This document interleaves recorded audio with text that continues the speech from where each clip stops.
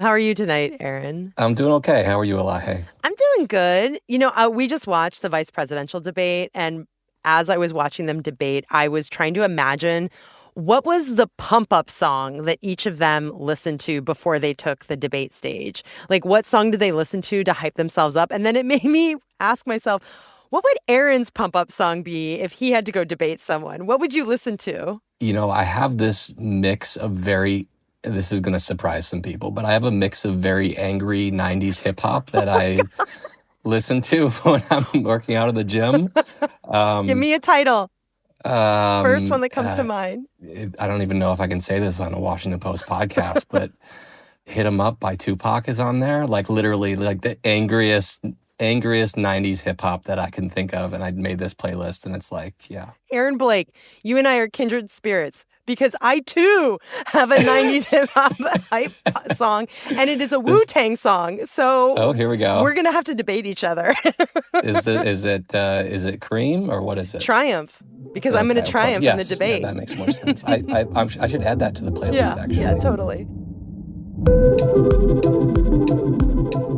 Welcome to the campaign moment on this very early morning on Wednesday, October 2nd.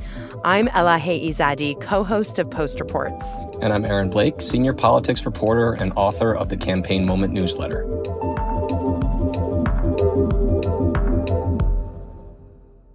Just a heads up to our listeners, the audio of our conversation might sound a little different than what you're used to because we're recording this late and we ran into some tech issues, but we've got it resolved. And anyway, Aaron, I'm so glad to be talking to you now.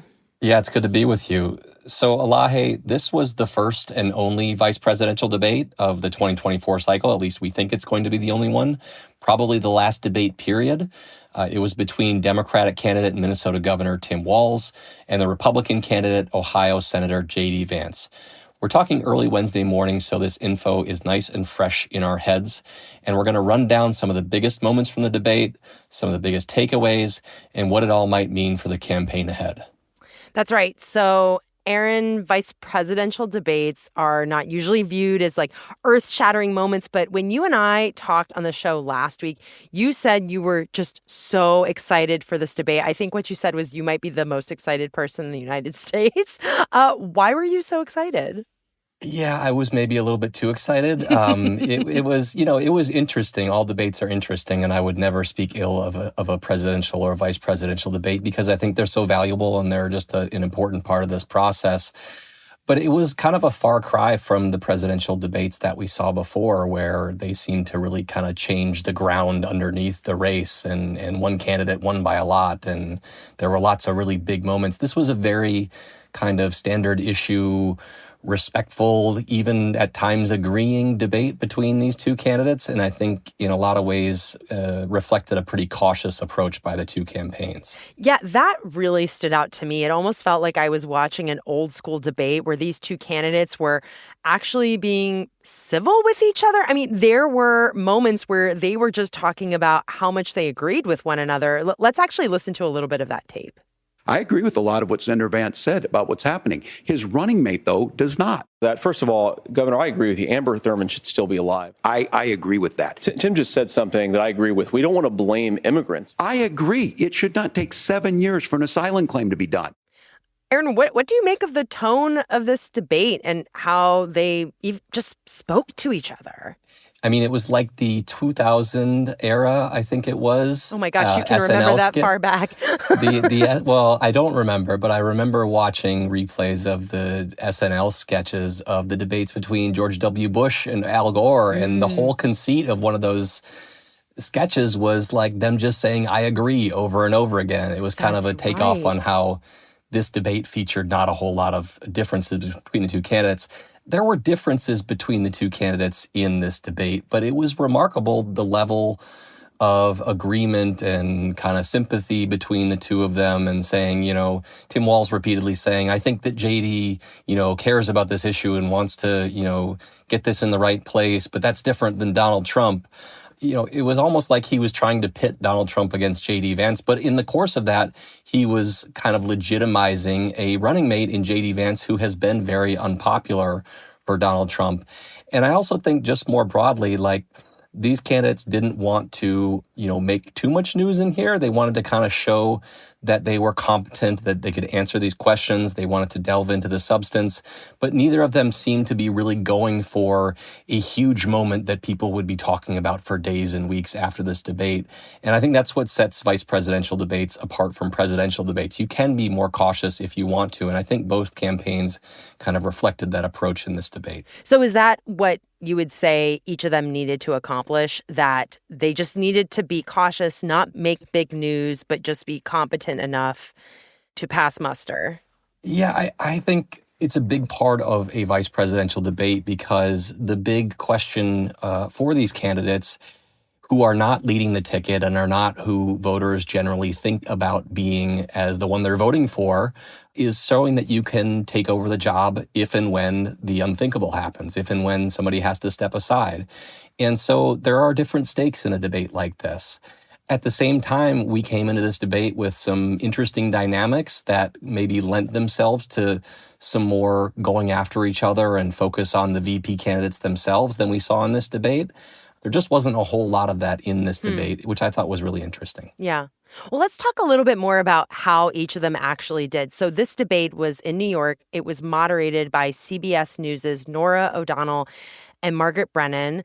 I want to ask you, Aaron, how each candidate did. Let's start with J.D. Vance. How do you think he did tonight? I think Vance did a lot of favors for himself in this debate. As I mentioned, he came into this as a pretty historically unpopular running mate. The most polls show his unfavorable rating is double digits higher than his favorable rating. So 46% of Americans don't like him and 35% do. And that's not a great position to be in. And so I think what the Trump campaign and what Vance decided to do in this debate was to present a very different picture of J.D. Vance than we've seen before. This was not the culture warrior that was running for Ohio Senate in 2022, trying to win that Republican primary, or even kind of the anti-Ukraine funding senator that we've seen in recent years. He kind of sounded a lot like a standard issue conservative Republican. And so, I think they made a calculated decision to try and soften some of the hard edges that people have seen in J.D. Vance and kind of try to move past some of the, childless cat lady type stuff that have been the focus of so much of his time on the campaign trail. Yeah, and that being a reference to some past comments he made criticizing women who don't have children and whether they actually care about the future of the country. Yeah, and also, J.D. Vance it's not just those comments were kind of symptomatic of J.D. Vance's approach to politics in recent years.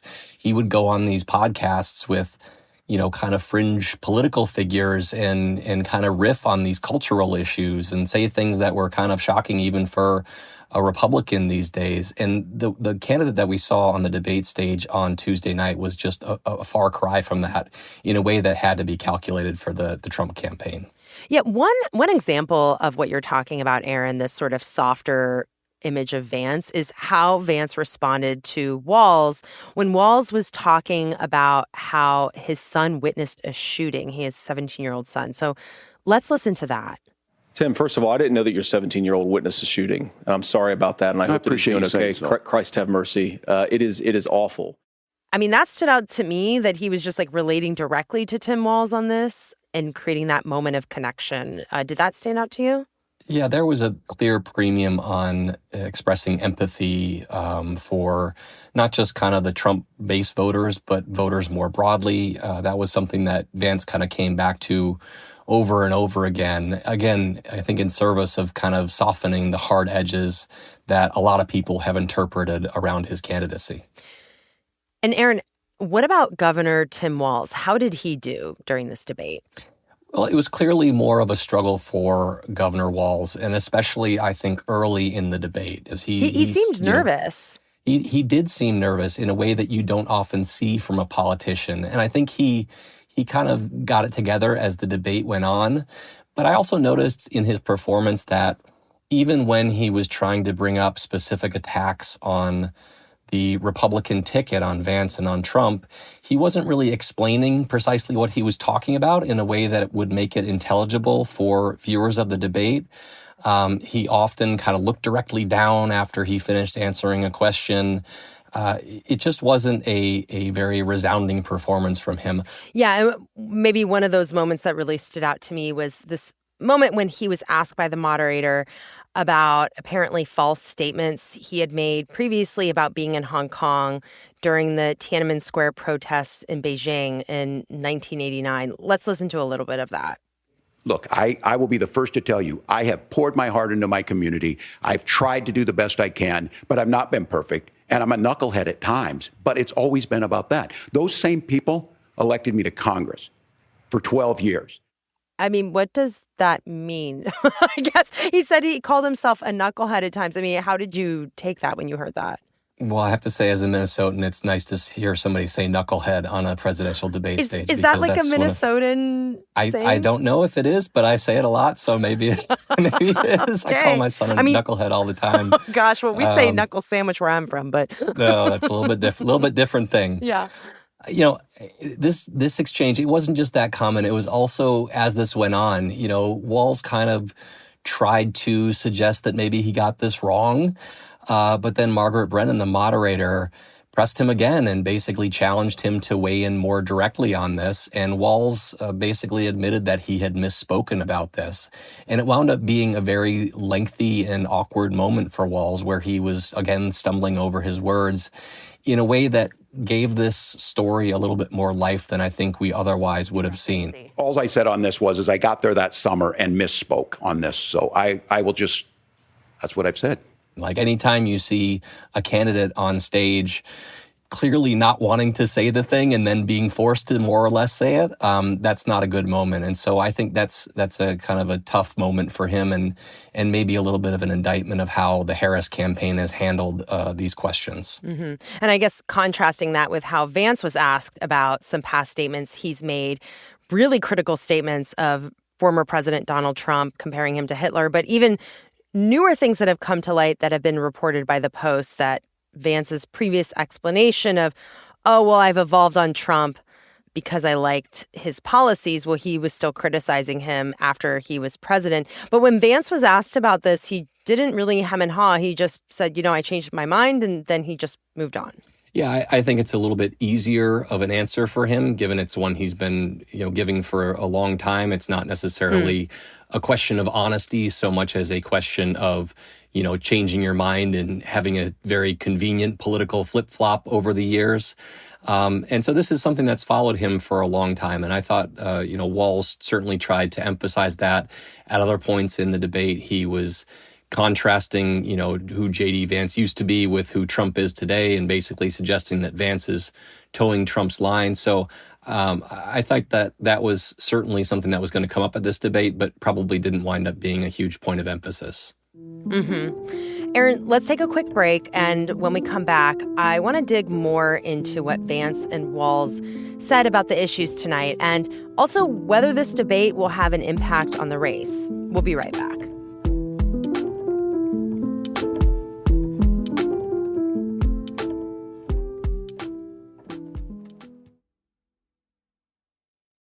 Okay, Aaron, as we have said, this debate was in some ways cordial. It was also pretty heavy on the policy. These two candidates spent a lot of time elaborating on the policies and proposals put forward by their running mates. And predictably, you know, they were defending them and saying this is what America needs. Like, I heard Vance talking about Trump's proposed tariffs and Walz talking about Harris's proposals on child tax credits and things for first-time home buyers. So there's a lot there to get into the weeds, but one exchange stood out to me, and that was when the candidates were talking about abortion. What stood out to you about how they talked about abortion? Yeah, this was really one of these efforts by Vance to try and put a more empathetic face on himself and on the Republican ticket. And here's what he said. I grew up in a working class family in a neighborhood where I knew a lot of young women who had unplanned pregnancies and decided to terminate those pregnancies because they feel like they didn't have any other options. And, you know, I one of them is actually very dear to me. And I know she's watching tonight, and I love you. And she told me something a couple years ago that she felt like if she hadn't had that abortion, that it would have destroyed her life because she was in an abusive relationship. And I think that what I take from that as a Republican who proudly wants to protect innocent life in this country, who proudly wants to protect the vulnerable, is that my party, we've got to do so much better of a job at earning the American people's trust back on this issue where they frankly just don't trust us. And I think that's one of the things that... And this is something that Vance has said occasionally before, the idea that Republicans need to win back the American people's trust on abortion rights and women's rights. But, he went on to not really moderate himself actually on abortion. He talked mostly about the idea that Republicans need to emphasize other ways in which they are pro-life, So it was kind of tonally moderating the stance on abortion without actually getting into specifics. And actually, as the moderators move forward with this, they pointed out that Vance has in the past expressed support for a federal abortion ban. He's called himself 100% pro-life, and he kind of tried to talk around it and suggest that he was just calling for a minimum federal standard for abortion bans. Yeah, and this was also an issue that it felt like, as Tim Walz was talking about, that he was kind of finding his footing and some confidence in talking about this, which reminded me of the presidential debate between Kamala Harris and Donald Trump when abortion came up in that debate. We talked about how she kind of found her confidence and footing at that moment. Yeah, this is a lot easier of an issue to talk about if you're a Democrat right now. And it's been that way ever since Roe v. Wade was overturned in 2022.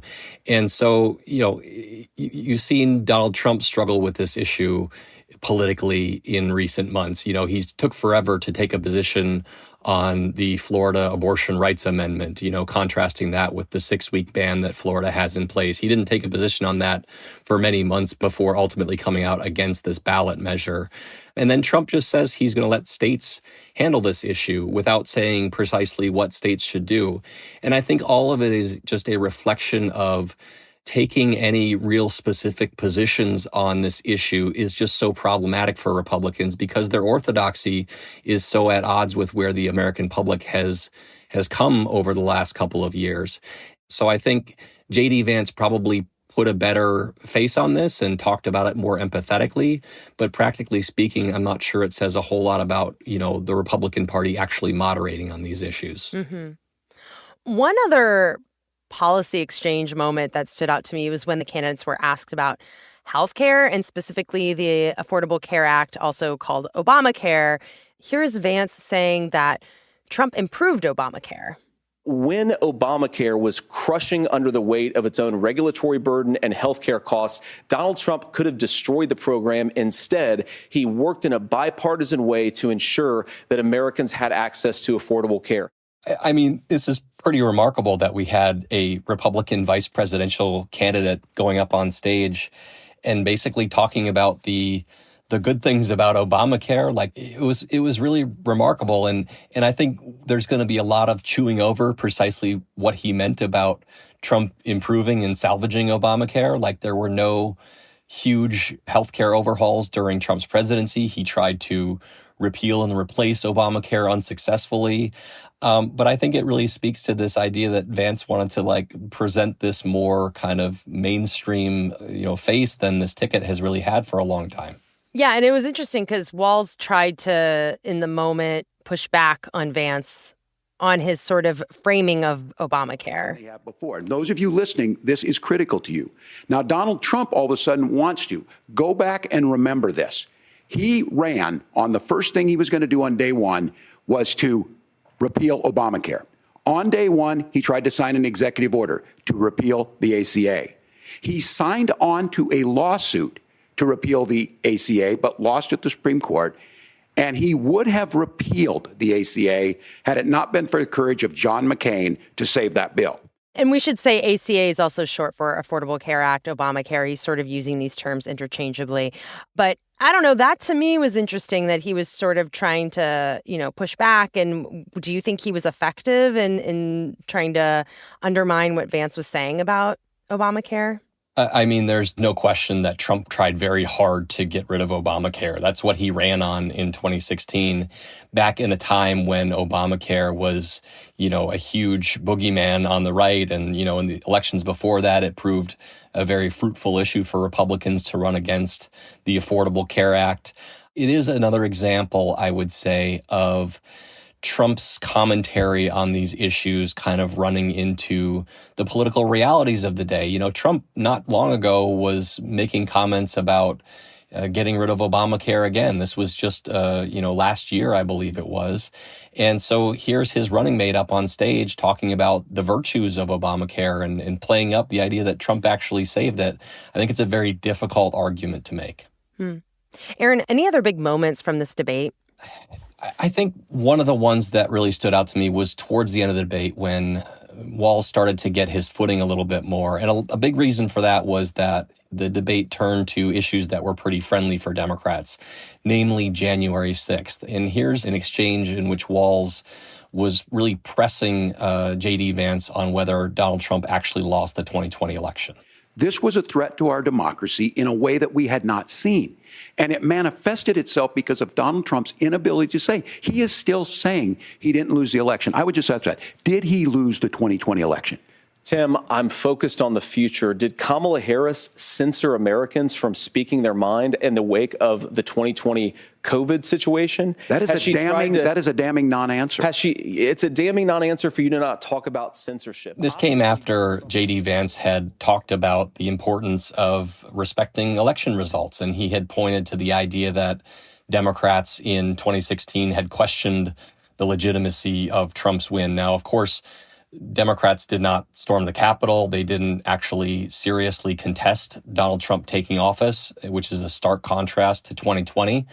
But I thought this was a moment where Walz really kind of drove home how extreme the Republican ticket is on these issues. Like, lots of Republicans deny the results of the 2020 election, but it's a 60-40 issue, 65-35 issue that Americans regard those election results as being legitimate. And so this was one moment where he kind of pointed to how far out there the Republican ticket is, because Donald Trump insists on holding this position and still contests that election result to this day. Mm-hmm.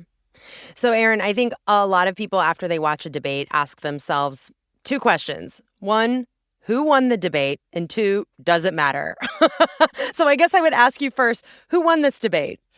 I think it's probably more of a positive for J.D. Vance, in large part because he had more work to do. You know, he's not a very popular running mate. And so he had more work to do as far as getting himself in a better political position. As far as whether this ultimately changes a whole lot, I'm skeptical that people vote on vice presidential nominees a whole lot in the first place. And because this debate was relatively low key, I think it's probably something that fades in the memory in the days and weeks to come. But, you know, if J.D. Vance can successfully recast the Republican ticket, or at least his portion of it, into being kind of a more mainstream way, which very much is to be determined because both he and Trump have taken some pretty extreme positions. You know, if he can do that, then he'll have done his ticket a service in this debate. Yeah, and maybe this was sort of like a way to test that out tonight. Yeah, I think it's, you know, certainly you talk to different audiences when you're on a debate stage versus at a rally. That's certainly the case with Donald Trump. I wouldn't expect that the Trump campaign would suddenly change its stripes. You know, Trump has never done that, despite lots of talk constantly about whether he will. But at least on this stage, there was a little bit of a different emphasis for the ticket. Well, Aaron, that's it for today's episode. Thank you so much for taking the extra time to record this after the debate. It has been quite a late night. It has been. Thank you, Eli. And don't forget to subscribe to the Campaign Moment newsletter. You can find a link to the Campaign Moment newsletter in our show notes and at postreports.com. That's it for this episode of the Campaign Moment. If you're tuning in via Post Reports, the Campaign Moment will not be back in your feeds until next week. So if you want to hear our Friday episode of the Campaign Moment, you'll need to head over to the Campaign Moment show feed itself. And while you're there, make sure to subscribe. Today's episode was produced by Laura Benshoff and Emma Telkoff. It was mixed by Rennie Svirnovsky, and it was edited by Lucy Perkins and Mary Jo Murphy. I'm Elahe Izadi. And I'm Aaron Blake. See you next time, Aaron. Bye, Elahe.